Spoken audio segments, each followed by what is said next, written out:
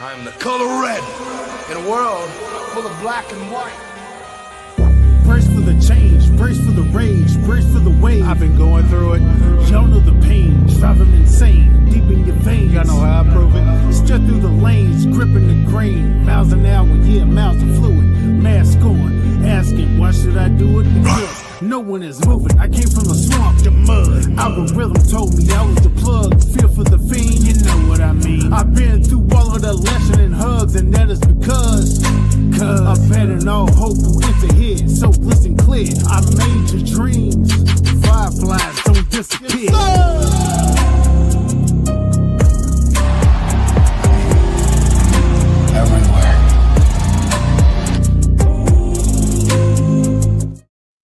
What's up, everybody? Welcome back to another episode of Fireflies Forever. We are very happy to be joining you this week, and you know we got a lot to talk about with that TLC match. But before we do that, we're gonna start the show as we typically do. Chris, how are you this week, man? Doing great, man. What a SummerSlam that was. Well, yeah, that was. It was a good 2 nights indeed. I thought really enjoyed both nights, and yeah, that was wow, lots to talk about. We'll talk about SummerSlam a little bit in the middle of the show here when we do our topics and reactions. But welcome everybody that's in chat, that's watching us, whether you're with us live or watching after the fact. Thank you so much for checking us out. We greatly appreciate it. Let me shout out some folks in the chat who have commented. Deanna, Silverback, Jeremy Dunderman, John G. Hello. And everyone who hasn't commented yet, welcome. Glad you're here. So as we always do, we start the show off with memories. So Chris, I'm going to turn it over to you, and then we'll talk about it on the other side. Yeah, so I found a funny little clip here.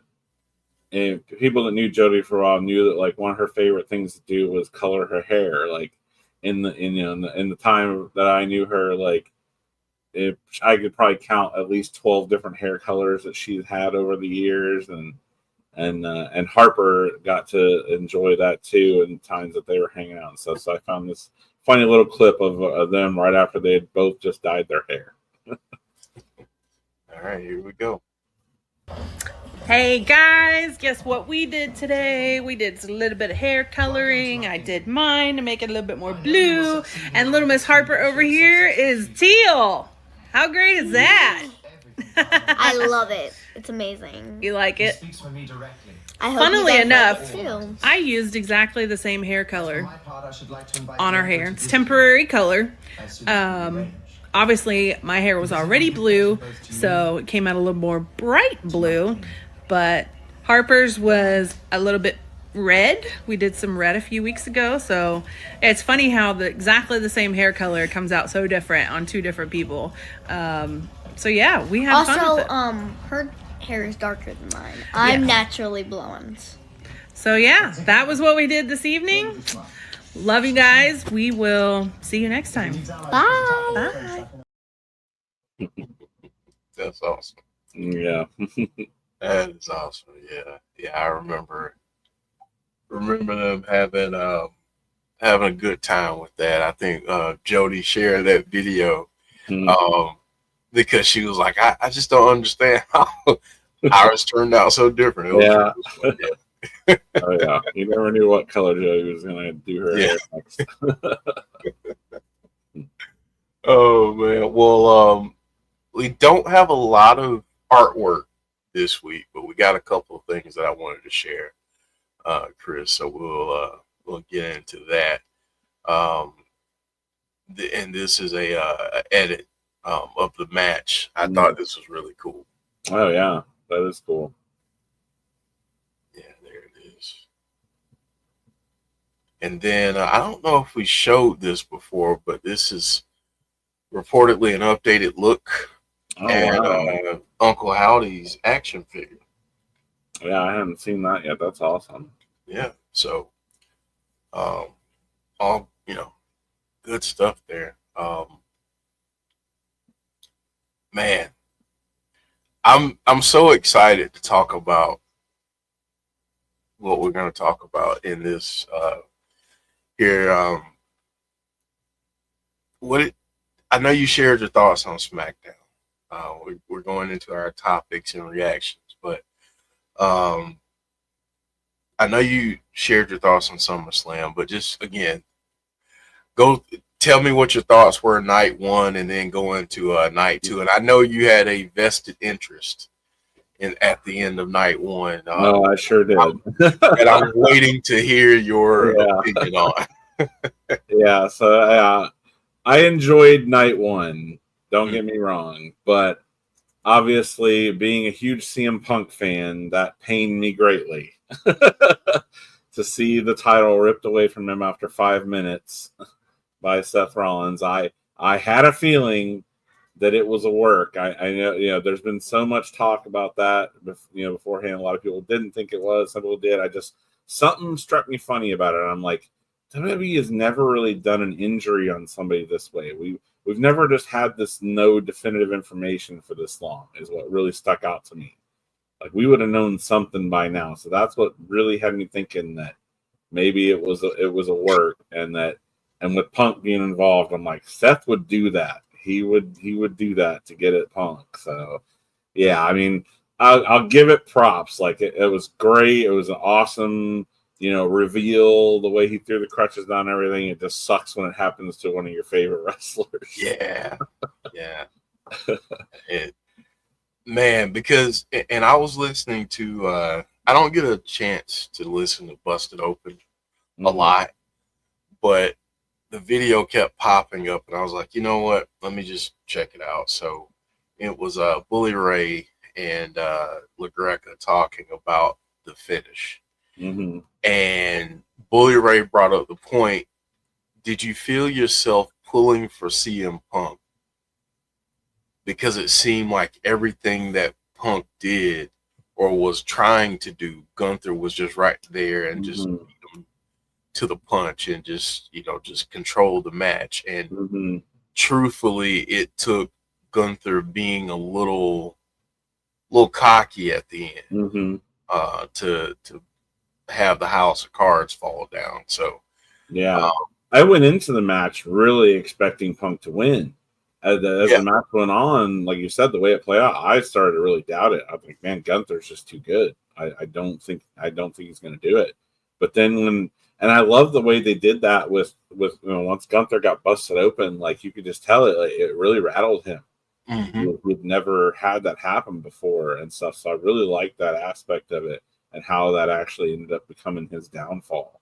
Yeah, a really cool storytelling, I thought, on that. So the whole props to them. The whole thing was orchestrated very well. It's just like, I've been waiting 2 years for Punk to get a title since he came back, and he has one for 5 minutes. But I'm sure it'll lead to something. I'm sure that him and Seth will have a match down the road, and I hope that he can win it back then.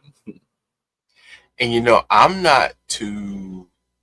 Well, I'll get into that the next thing, but night two. What'd you think about night two? It's crazy because I left night one. I was like, that was solid. It was a good start to and everything. But man, as soon as I started watching night two, every match just totally surpassed my expectations, and I just thought, wow, Triple H wasn't kidding when he talked about wait do you see what we got for night two? Because everything I thought was better. The matches were even better. Stories were better. Everything. Night two was about as perfect as you can get a PLE. Like, I absolutely loved it. I thought, with night two, and I said this to a few folks that I was kind of texting back and forth with during the show. Night two and the matches that we had, the storylines leading up to that point kind of led those stories to be more physical, more violent. And we saw that play out on night two. Yeah. Yeah, we saw that play out with the intensity in the matches and everything that happened, and then obviously we get the we're definitely, folks. You know, we're going to talk about the Oh yes, that TLC match, TLC so match was that something that's else. a given. You know, we're gonna have fun with that We'll one. break that one down for sure. Yeah, but I just thought the entire match was, I mean, the entire evening was really good. But seeing the main event, seeing Cena and Cody go at it for over a half an hour, and seeing it play out the way that it did, what was your initial reaction to seeing Cody Rhodes pinning John Cena, becoming the new undisputed champion once again? Yeah, I did not expect that. You know, that the TLC match was by far my favorite match of SummerSlam going into the main event. But then I don't know, it's so hard to pick one over the other. That both the main event was amazing. But yeah, I had so much trouble even trying to pick who I thought was going to win that match. And I still, you know, there were so many elements. I still thought there was a good chance we could, you know, the whole Cena face turn was a swerve, and we were going to find out he really didn't, and he's going to turn on Cody or do something, you know, back in that. And then that didn't happen. And I was like, but, you know, I still didn't expect Cody to go over him. Like, I don't know. It was just, I love the dynamic of that you really didn't, right down to the very end, you didn't know who was. I mean, so many spots. I thought for sure there's no way they're going to kick out of this. And then they kick out of it. It's like, wow. Like that match, whoever produced that match, you know, excellent job. That match was just stellar. Yeah. Yeah. I mean, they quite literally threw everything at each other but the kitchen sink in that match with Cena and Cody Rhodes. Yeah.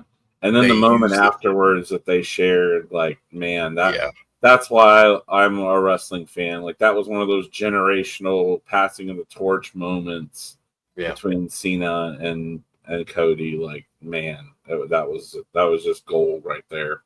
Yeah. Well, there was another moment too, Chris, that happened after this match, and there was a return, and that's the return of the Beast, Brock Lesnar. And for one reason or another, whether it was a surprising return or whatever the case, the internet has been ablaze since his return. So, Chris, I know you wanted to have a moment to chat about this, and hey, the floor is yours, man. Yeah, I wish I would have. If I would have known that was coming, it would have been great to have somebody film my reaction to it. I don't think I've yelled that much since CM Punk returned a couple of years ago. And the funny thing was, is before SummerSlam, in one of those like, this would be cool, but it's never going to happen things. I told somebody, I was like, what if after Cena and Cody's match over, Brock's music hits and he comes out? I'm like, it's never going to happen, but how cool would it be if? And then it happened, and I was flipping out. I did not expect that to happen in a million years. In my opinion, that was probably the most shocking thing WWE could have done at the end of SummerSlam, was bring back Brock Lesnar, and then it happened.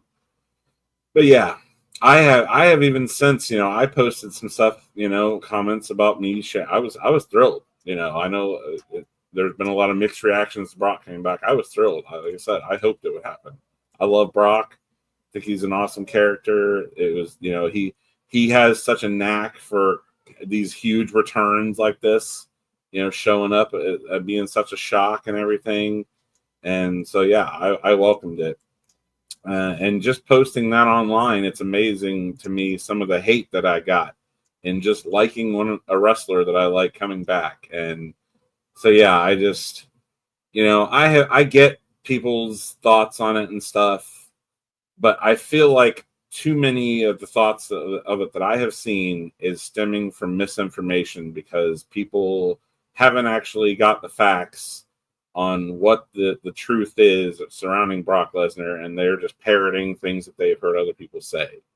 You know, I've taken the time myself to read the lawsuit, the accusations, and whatever and stuff. So I feel like I have a good grip on what the truth is. And, you know, for the biggest misconception I seem to think is so many people seem to think that like Brock could be, going to jail or something like that. That's not the case. The lawsuit that was filed is a civil case, not a criminal one.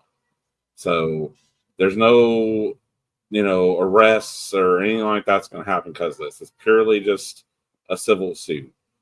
And two, Brock wasn't even named in it. He was described in it, and yes, it's very likely that that's who they were describing. But even still, it was the whole thing is about Vince McMahon. It was referencing him just for the simple fact of that he supposedly knew some stuff that was going on with what Vince did and everything, and whether that's the case or not, we don't even know. Nothing has been decided in it or anything like that. No, and I'm a huge proponent of, and I feel like it's become almost a lost art in today's society. Everyone is innocent until they're proven guilty. Otherwise, like, I don't know when we lost that as a society, and people, just because someone accuses someone of something does not automatically mean they're guilty. If they're found to be proven guilty, then so be it. But we need to treat people that they're innocent until they're proven otherwise. So I applaud WWE for taking this stand and bringing him back, despite the controversy that they knew it would bring. Their legal team looked into this, and they looked at the facts, and they decided that he was okay to bring back. So I stand by them and their decision. And obviously everyone's entitled to their opinion on it and stuff, but I just would wish people would have their opinions at least be based on facts and not misinformation. Like I told Chris earlier, my advice to anyone who thinks they know about it, feels like they know about it, to go and read the information, as disgusting as a lot of it is. It's the stuff that I read, and I wanted to do exactly what you said, Chris. After SummerSlam and after Joe and I got off of our stream, I went and I just read a bunch about it and read through all the documents and everything, and it's disturbing and it's disgusting, and it made my stomach turn. But I think people, you talked about the lost art. I think a lot of times folks don't want to do the research. They want to depend on people that give them information, or the ones that agree with them, maybe. But I think the biggest thing, you got to educate yourself. And once you educate yourself and come to your own conclusion, no one can ever say to you that you're coming at it from a biased standpoint, or you're coming at it from an uneducated standpoint. Because you have. And I'm going to make this very clear. I don't ever want to tell anyone what to think or feel about anyone. We all have our favorites. We all have people that we don't like for one reason or another, and that's fine. I just think that it's so important to educate ourselves, regardless of where you stand on something, no matter what the issues are. And this is bigger than wrestling. This is kind of a today. It's important to educate yourself and know what it is that you're speaking on, so that you can come at it from a place of intelligence and a place of like I've seen Brock called some horrible words and accused of some things that weren't even mentioned in it, and that's just terrible. I mean, it's not fair to anyone to be accused and called something that they didn't do, and that is not even in a factual basis. It gets spread online by people and stuff, and then just carries on from there. I mean, how I like to think about it as how would any of us feel if we were in that position of where someone's saying something about us that isn't true, but people don't care. They just want to believe it. So,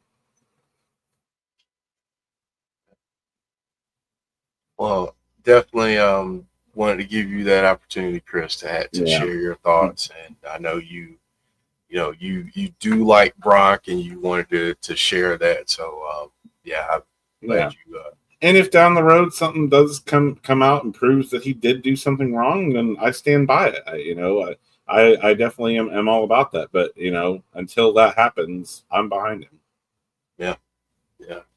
And one of the I'm gonna be maybe a little too direct here, but I'm gonna just be direct. And this is both kind of a criticism and whatever you want to take it as of WWE. But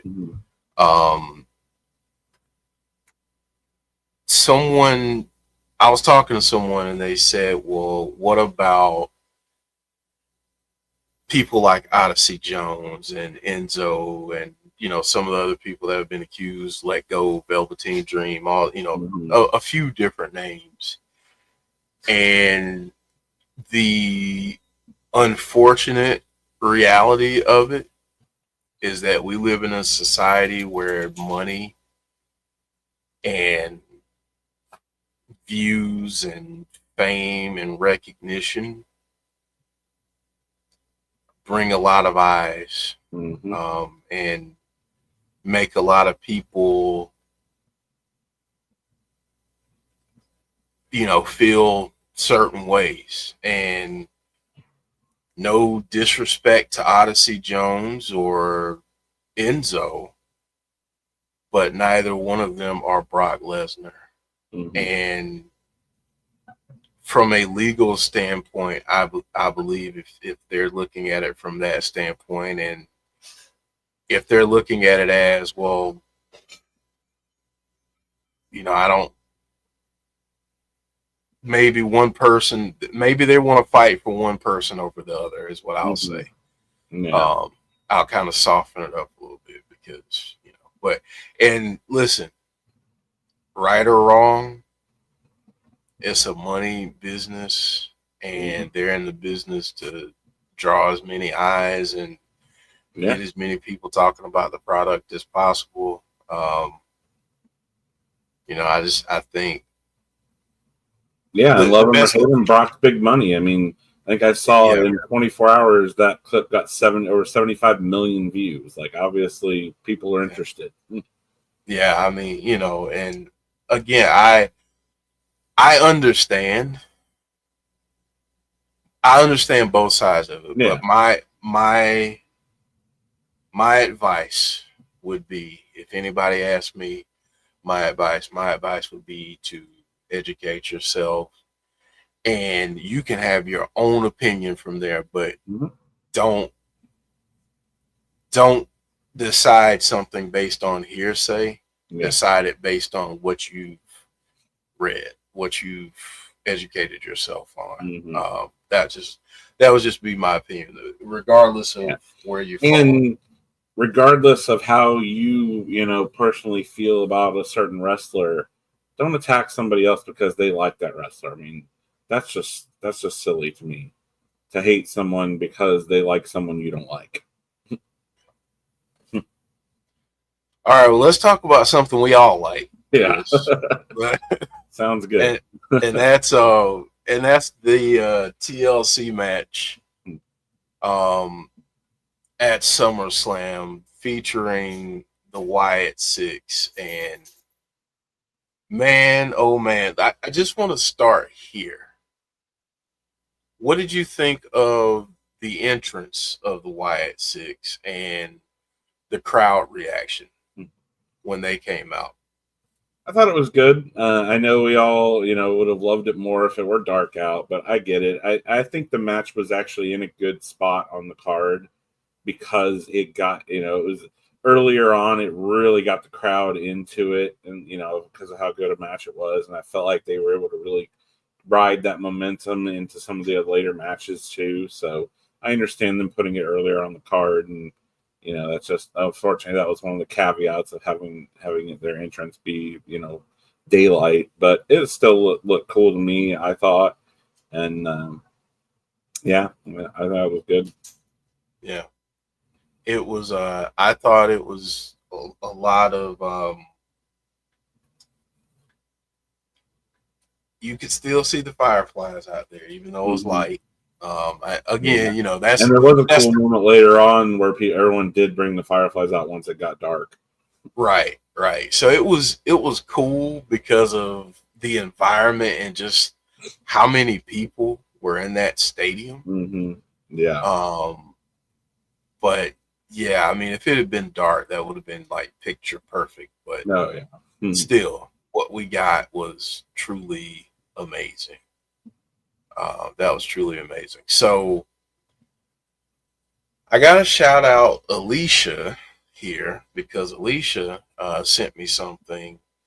And here's what I would say to everyone in chat and anyone that watches after the fact. If you have a theory or something, an Easter egg that you find, send those over to us. Email us. Let us know what you got here because Alicia sent this over. And let me stop the banner here. So she said, I found Wyatt Sicks in the... So you see here what she's done? She's pointed out. Oh, wow. So 6-way tag team TLC match has 6 Wyatt in it. That's really cool. I thought that was cool.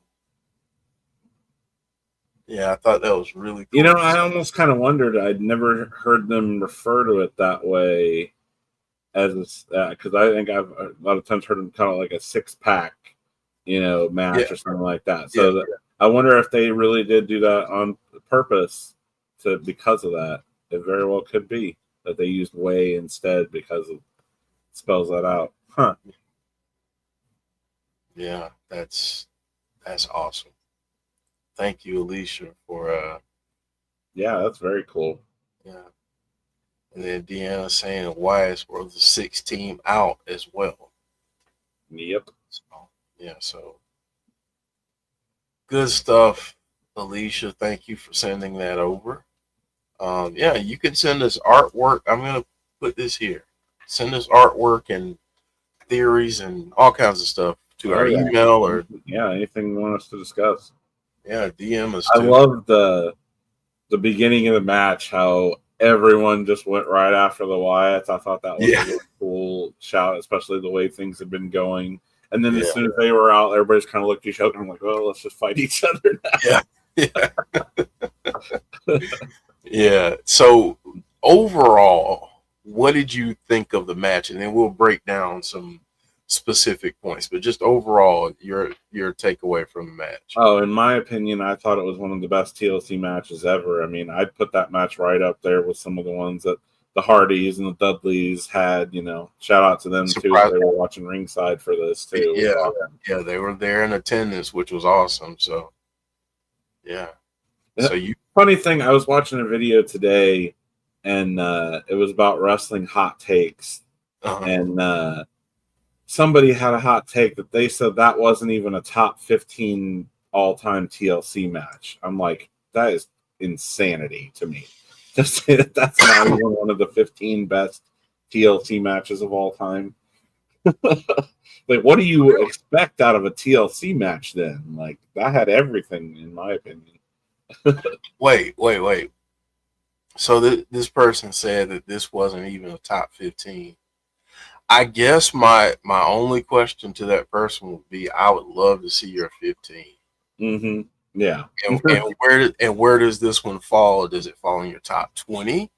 Yeah. Because I want to see your top 15. Yeah, exactly.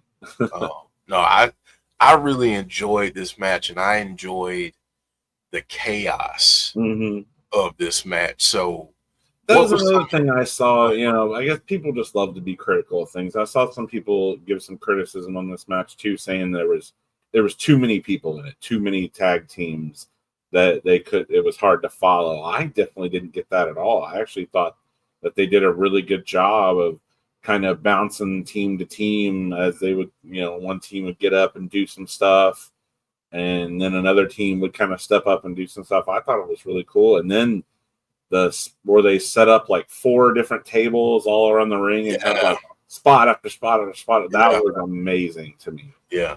Yeah, I felt like with this match, every team got their moment to shine. They got their chance to do something to leave their mark on the match. 100%. And you don't always get that. Sometimes with matches like this, you get your one or two dominant teams, and that's who they focus on. And yeah, sometimes you can forget someone was even in it. Like, I didn't even hardly see them in that throughout that match. Yeah, so definitely didn't feel that way here. But I can tell you, Ray Phoenix flipping over the ring post onto the table. Candice LeRae, which oh my God. I want to separate this from all the rest of the spots. I thought that all of the women having a part in this was awesome because they're a part of the storyline. So if you have an opportunity to include them in the match, include them in the match. Oh, and as soon as I saw Candice start going out the ladder, I said, "Come on, Nikki. Where's Nikki? Go get her." Yeah, I enjoyed that though, and man, that spill that Candice took, like I was, it looked it was so cool how they set that up too. Like it was almost like it happened in slow motion. You're like seeing, Johnny Gargano accidentally pushing his own wife off there and stuff, and then I don't know if anybody saw on Twitter after. I thought this was hilarious. Johnny Gargano posted, "To answer all your questions, no, I did not sleep on the couch. We were in a hotel room and there was no couch." Yeah, I did see that. That was fun. Yeah, but that was it was such a fun match, and so many different things happening. If you had to give me 3 of your favorite moments, Chris, and same thing for the chat, 3 of your favorite moments of this match, what would they be? Axiom pulling off and Dawkins doing the Spanish Fly. That was insane. That was one of the coolest spots I've ever seen. Yeah. Howdy pushing DIY off there through the double set of tables was awesome too. And then just the moment there at the end with Gacy and Loomis. I love how Loomis kind of was, stayed down there just ready to take somebody out while Gacy was getting the belts. I thought that was a really cool and smart, something you don't see a lot. It's a smart move, having another guy playing defense while your guys unhooking the belts. I thought that was a really cool move. I like that. Yeah, there were some awesome moments. Seeing Nikki and even like hearing them talk about Nikki and just how creepy she is. It's funny. But, she got her moment. B-Fab got her moment. I thought that the double table spot, I was so worried about that. Yeah. Because that's such a wild card of a spot. So many things can happen and go wrong. But yeah, that reminded me more of like old ECW days. You don't usually see them stacked tables like that much in WWE. You used to see that a lot in ECW. Yeah. And then the moment that you talked about with the tables all around and everybody doing their whole chain reaction type thing. I thought that was cool too. That was cool moment too with Rowan in the ring too. I love how much we've talked about it recently, how much they've been making him look dominant lately. Yeah, he looks like a force. He is a force. So obviously, if you saw the thumbnail and the title, and somehow, some way you missed SummerSlam, you still saw that the Wyatt Sicks win. They retained. So what did you think about them retaining, Chris? I was super thrilled, but I was nervous going into this match. I've seen a lot of talk. A lot of people didn't expect the Wyatts to win this, and the reason being like that, this would be a great way to take the belts off them because they don't have to be involved in the finish. Someone, it makes them, come off looking better if someone else just, goes up and gets them. It's not like they got beat clean by themselves or anything like that. And I really hoped that wasn't going to be the case because, like, they just got him. So, and then the more that match went on, toward the end, we didn't see a lot of them, of Gacy and Loomis. They were kind of down and out, and you saw Nikki and Rowan and Howdy get involved, but I didn't see Loomis and Gacy. So I'm like, at the end, I found myself going, "Come on, Gacy, come on, Loomis, get up, get in there, get those belts." I was really afraid they were going to lose there for a second. So, I love that aspect of it. It was a super exciting match. Didn't know who was going to win. And I love to see it, love to see all the members of the Wyatt Sicks get involved to help them win. It was a team effort for sure. Mm-hmm. But love that. Love the finish there, and I love them celebrating, hearing Bo saving my life for you. It's great. It was a lot of fun, man.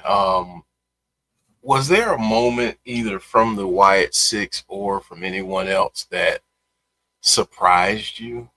Or a couple moments that really surprised you? I definitely was. I didn't know how well this was going to be their forte. I felt like some of the other teams were probably a little better inclined to a ladder match, a TLC match than necessarily than the Wyatts. But I was really impressed with their performance in this match. I mean, they looked great. That one of my favorite spots too was that spot where Loomis going off the top rope onto one of those 4 table spots on the corner there. That was cool.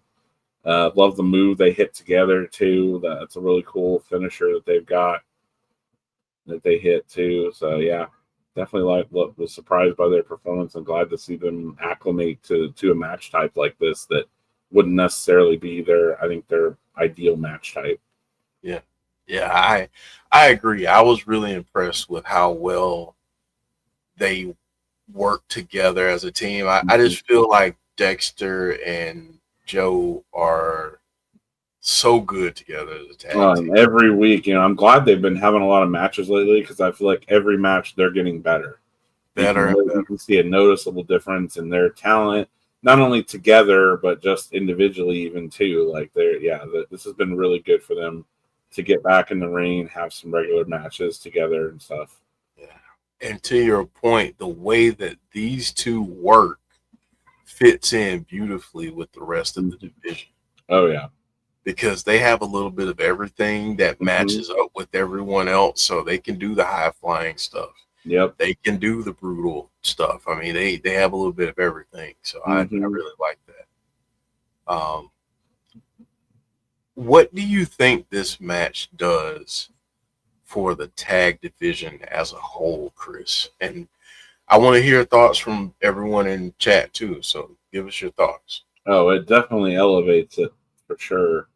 And we've already talked about how good the tag team division is lately, and I've heard almost nothing but awesome praise for this match. And a lot of people have said this was their favorite match of SummerSlam, at least until the main event on night 2 and stuff. So it definitely has just further elevated that tag division, and boy, it just keeps getting more and more apparent how big a gap there is between the Raw tag team division and the SmackDown tag team division.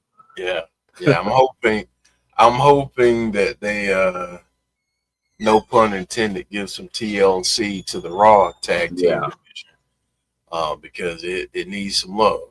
And hopefully they use the next couple months to build that up because it does need it. Yeah, it's so good to see tag team wrestling being back. I feel like there's been so many times over the years where it's lacked some, and that was always one of my favorite things when I was a kid was tag team wrestling. I loved the Bushwhackers and Legion of Doom and Demolition Rockers and all that stuff. And tag team wrestling was great when I was a kid. I wanted to be in a tag team with my best friend when we were kids. We joked about that, how much we. So you could do the tandem moves, right? Exactly. Yeah, those were the coolest moves. The Hart Foundation, Steiners. Oh yeah, exactly. The cool tag team moves that they had were awesome. So it's nice to see tag team wrestling being showcased again. I feel like for a long time it was so much of an afterthought. It seemed like. Yeah. Hold on. I just lost connection for a second. Chris, can you repeat what you just said? I said I just feel like for a long time, tag team wrestling kind of became more of an afterthought, and now it's kind of back at the forefront. Yeah, I agree with that. I agree with that because, yeah, for so long, those tag divisions have felt neglected. And I would even give them kudos in the women's tag division because they have something with Charlotte and Alexa. Oh, for sure. They've got something there. And I think it's kind of surprising just about everyone. Yeah. Alicia saying, what about Survivor Series War Games, Raw versus SmackDown tag teams? That would certainly bring some more heat to the Raw tag division. My question would be, which tag teams would Raw select to go up against the tag teams from SmackDown, and who's going to be on that SmackDown team is the question. Because you're going to have some hurt feelings. Somebody's getting left out of that. Yeah. But I love that idea, Alicia. Yeah, so I agree, though. I think that the tag division on SmackDown, and I'm trying to be better about comparisons and starting arguments with that kind of stuff. But I think definitively you can say that the SmackDown tag division is a top 2 in all of wrestling division. Oh, yeah. And for a lot of people, they're not 2. So I think that's how good the division is right now. So this match only makes it better. And then having the Hall of Famers and future Hall of Famers there in attendance to see it. And I thought it was cool that they promoted the match coming up at Bound for Glory. So what'd you think about that, Chris? I was really surprised. I mean, I guess I shouldn't be because, we've seen a lot of WWE promoting TNA and stuff recently, but I guess I just didn't expect it on this stage. We see it a lot on NXT and things, and even a little bit on Raw and SmackDown sometimes. But I didn't really expect it on a big PLE like this. So that was really cool to see them advertise on match. I really hope that some people that don't, watch TNA be like, whoa, I got to go check that out. The Dudleys versus the Hardys again. Like, that's awesome. Yeah. They probably sold TNA a few buys for Bound for Glory. Yeah. Just by having them sitting there and mentioning that match, I would say.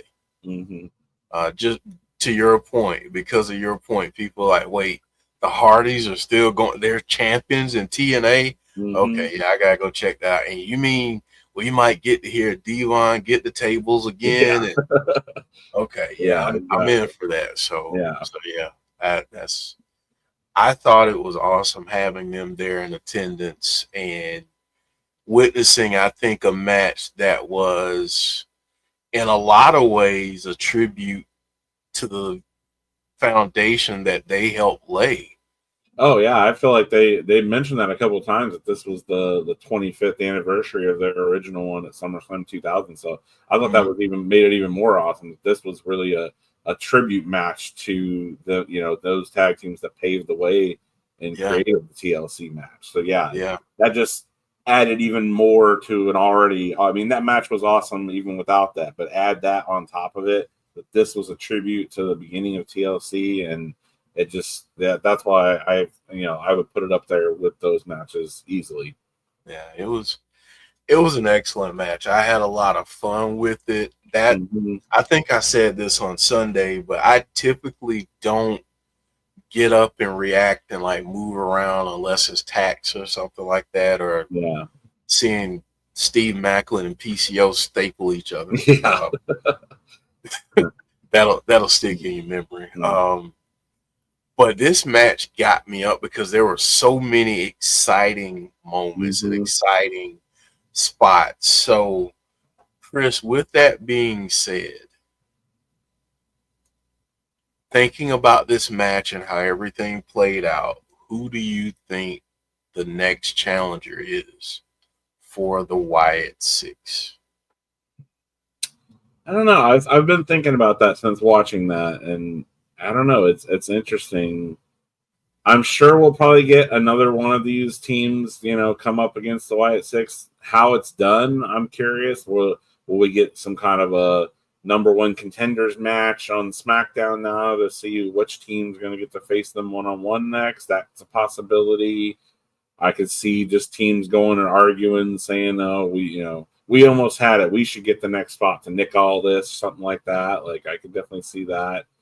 I'm guessing probably either like the Street Profits, because I don't know if they're technically owed or if they have a contractual rematch that they should get or something like that. I could see them definitely, maybe being the next team, or DIY. I feel like they were really spotlighted in that match, so they could be the next ones to challenge.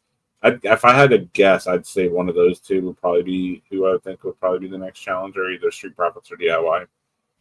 Yeah. Alicia's saying, Jeff, Chris, have you noticed that the Allies of Convenience is AC, Alexa, Charlotte, another Wow. Easter? Yeah, probably. That it's interesting wording. I could see them doing that on purpose. That's cool. Yeah, that is. That is very, very cool. I want to have fun with a couple of names that Alicia threw out here. So let's say you've got your tribal thief, aka the holder of the Shula Fala, Bronson Reed. Now he's got another one. Now he's got another pair, and man, those are some nice shoes, by the way. Yeah. My son was like, "Man, I wish I would have taken those shoes." But you've got Bronson Reed and Braun Breaker, and they are a force. Mm-hmm. Let's say with the Wyatts, we do the Freebird rule. Mm-hmm. From the Wyatt Sicks, who would you have match up against Braun and Bronson, and why? Would you change anything, or would you have a different team to go up against them? I think going up against them, you'd have to have Rowan as one of your members. I mean, Bronson especially is just such a big guy. I feel like you have to have Rowan in there to help and have another big guy on your side to counteract that. As great as Loomis and Gacy are, they just don't match up well to Bronson Reed, whereas I feel like Rowan could maybe handle him a little better. So I feel like you'd have to have Rowan if you're going up against that tag team specifically. Other one, I'd probably say leave Loomis in, just because Loomis brings you that athleticism, that high-flying ability that Rowan doesn't have. And so you still have that aspect of the team. Yeah, I'd say if they're matching up with Bronson Reed and Braun Breaker, I would probably have it be Rowan and Loomis. Yeah. I like that. And my other question to you and the chat: do you think Raw can build the tag division through Braun and Bronson? Do you think that that would bring some more oomph to that tag division, or you think somebody else should kind of start out as champion because maybe they'd be a little too dominant? I think it definitely could. If they, I don't know what it is. I'm trying to put my finger on it, what they need to do. Part of it, I feel like, is the lack of teams. I don't feel like they have that many tag teams on Raw.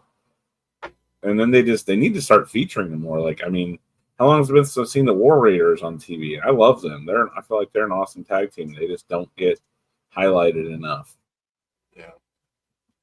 Yeah, let's see. We've got I'm looking up right now what we've got. So we've got Alpha Academy, Tozawa and Otis, but Otis is out hurt, I believe. The Creed brothers. Mm-hmm.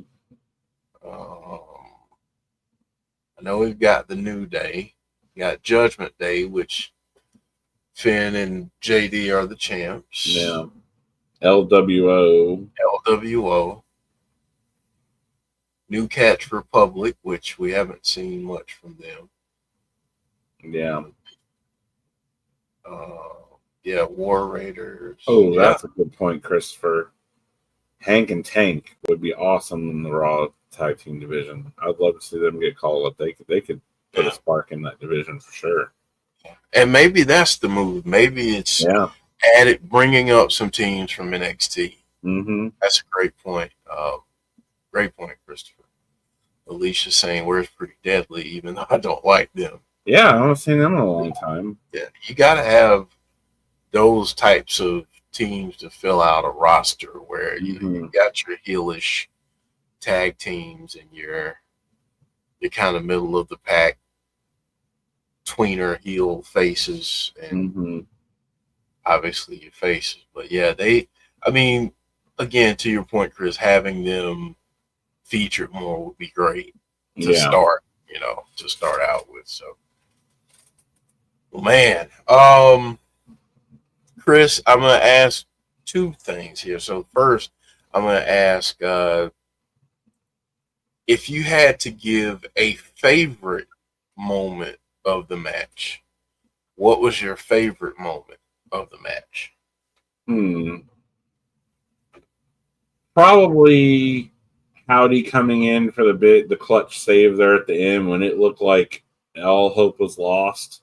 There was 2 or 3 teams on the ladder there about to grab the belts, and when he pushed off DIY through those double set of tables, I really liked that, and love that he got involved in that spot and saved it for them, because I feel like that was when I was the most worried before he came in. Like, they're nowhere to be seen, and there's all these teams near the belt, they might not come away with them. Yeah, no, that was a great moment. Great moment indeed. Well, man, what a weekend. What a TLC match. And listen, the Wyatts retained, so it was a pretty good weekend. Yeah. And who would have thought, just a few months ago, we didn't even know when the Wyatts were coming back. And yes, the tag team division on SmackDown was already good before them. But how much better has it gotten since they came back and got involved with it? Yeah. Yeah, I mean, kudos to them, too, because they fit right in. Yeah. Oh, yeah. They picked right up and fit right in after being gone for a while. And they just came in and fit right in and have done great stuff since returning. So yeah, and what a way to have their first PLE match. Yeah. Tazzy saying, I think NXT doesn't have enough tag teams for them to get called up, and that's the last thing you want is a bad NXT. There's not a ton of tag teams in NXT right now. It doesn't seem Yeah. Alicia, whose birthday was over the weekend, said SummerSlam was the best present ever. So tired, though. Yeah. I actually think I like SummerSlam better than WrestleMania this year. I've seen a lot of people say that SummerSlam felt like Mania. I've seen a lot of people say that, and that they enjoyed it better. Yeah, enjoyed it. Oh, I know that this is a hot topic, and there's people that like it and people that don't like it. I really like the 2-night format, and now I just heard something earlier. Supposedly, it sounds like we may be getting Rumble, Money in the Bank, and Survivor Series as 2 nights possibly in the future too. I like it. I know I get why some people say they don't, but I think it's cool. I really like the 2-night format. I mean, as long as they keep doing a good job, and I feel like they have been, then what's better than 1 night of wrestling? 2 nights of wrestling. You get more people featured that way, more matches. I see it as a win-win. And I'm sure the local cities that they're going to have these events are like, yeah, we'll have you for 2 days. If you're going to bring that many people. Yeah. Oh, that's a good point.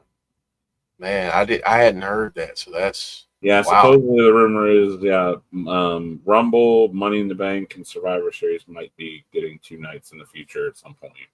Wow. Yeah. Well, and you know, especially for those things, I like it because I fit, that way you can like with Rumble, you could have the women's Rumble match one night and the men's another. Having gone to the Rumble this year, like 2 Rumble matches in one night's a lot. I would much rather have them spaced out and be 2 nights, than to watch 2 whole Rumble matches in one night. Yeah. Interesting stuff. We'll have to keep our eyes peeled for that news and see what develops from that. But I forgot. Look, WWE has so much talent. I'm sure they're looking for more ways like that to be able to feature more talent. And even still, even with 2 nights of SummerSlam, look how many big names were still not even on the SummerSlam card. Like, very true. Very true. LA Knight, for one, wasn't on the SummerSlam card. Right. Right. So, man, Chris, fun stuff as always, man. Oh, yeah. Great conversation, great discussion. I knew I was going to forget to do this, but I'm going to do it right now. Please drop a like on the video, folks, if you don't mind. And if you are new to the channel, welcome. We're glad that you're here. Hit that subscribe button. Become a part of the family. We will be back on this channel on Thursday for our TNA watch along. Just getting out of Slammiversary on the road to, I believe, Emergence is coming up next Friday. So yeah, I think so. Yeah, so join us for the build up to that. We will start at 8 o'clock on Thursday. Yeah, and we'll keep you posted for Sunday. I don't know if we're going to do Between the Ropes on Sunday, but we will keep you posted on that. But Chris, man, I wanted to give you a chance to share some final thoughts before we head out of here. Let me not pull that up yet. Final thoughts before we head out of here, and yeah, it's gonna be interesting to see what happens as a result of this. Like I said, I'm sure we'll probably within the next couple of weeks probably get another challenger to the Wyatt's tag team belts. They've been have frequent challenges recently, so I love to see that. Be interesting to see who it is. Yeah, we'll see who steps up to challenge them, and whoever it is, I have a feeling that's going to be a good match because this tag team division is pretty darn good right now. So thank you all so much, Chris. Thank you, man. Thank you for the conversation. Thank you for sharing the video today for memories. I know all of us love seeing that video and appreciate you sharing those with us. But thank you so much, and thank you everyone in chat. We greatly appreciate you. Again, please drop a like on the video on your way out if you don't mind. And if you're watching after the fact, leave a comment. Let us know what you thought of the episode. Let us know your thoughts on the tag division on SmackDown, and who you think the Wyatts might encounter next. So again, thank you, Chris. Thank you, everyone in chat. We will chat with you next time. Hopefully you join us on Thursday, but if not, join us for the next episode of Fireflies Forever. Take care, everyone. I'm the color red in a world full of black and white. Brace for the change, brace for the rage, brace for the wave. I've been going through it.